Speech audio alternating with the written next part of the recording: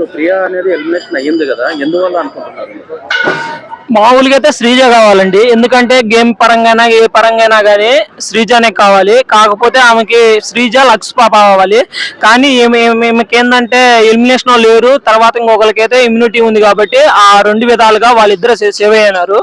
కానీ ప్రియా పాప అయితే అంటే ప్రతి ఒక్కళ్ళు ప్రియా పాప ఉండాలని అనుకుంటారు. కానీ ఉన్న ఎలిమినేషన్లలో వాళ్ళలో చూసుకుంటే మాత్రం ప్రియానే కొంచెం డౌన్ ఉంది కాబట్టి ఆమె దురదృష్టం అనుకోవచ్చు.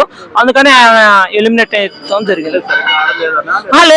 లేదండి. అంటే ఉన్న కంటెస్టెంట్ లో ఇప్పుడు 10 మంది ఉంటే 10 మందిలో అందరైతే ఎలిమినేషన్ లేరు కదా.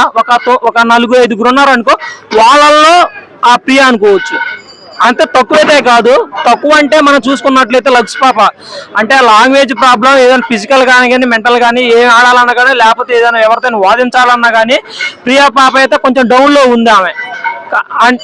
తర్వాత లక్స్ పాప కూడా సేమ్ అలానే ఉంది. వాళ్ళిద్దరిలో చూసుకుంటే ఇప్పుడు ఎలిమినేషన్ ఎవరైతే ఉన్నారో వాళ్ళని ఎలిమినేట్ చేయాలి కాబట్టి ప్రియా ఎలిమినేట్ అయింది. ఇప్పుడు అంటే లాస్ట్ బిగ్ బాస్ సీజన్ కి ఇప్పటికీ కరెక్ట్ జెన్యూన్ గా బాగా పోతుంది అంటే మంచిగా ఆడుతుందని అనిపిస్తుంది. మంచిగానే ఆడుతున్నారు, బానే ఉంది. ఎందుకంటే ఇప్పుడు 2 houses అని పెట్టారు, మంచిగానే జరుగుతుంది బిగ్ బాస్ లో. అంటే వరల్డ్ వైడ్ లో ఈ స్టార్ మా అనేది ముందంజలో ఉంది అని బిగ్ బాస్ లో మన నాగార్జున గారు అన్నారు. అదే విధంగా చూసుకున్నట్లయితే వీళ్ళు కూడా అంటే ఫండ్ ఇస్తున్నారు. ప్రతి ఒక్కళ్ళు అయితే మంచిగా ఎంటర్టైన్మెంట్ చేస్తున్నారు, ఎక్కడైతే తగ్గలేదు.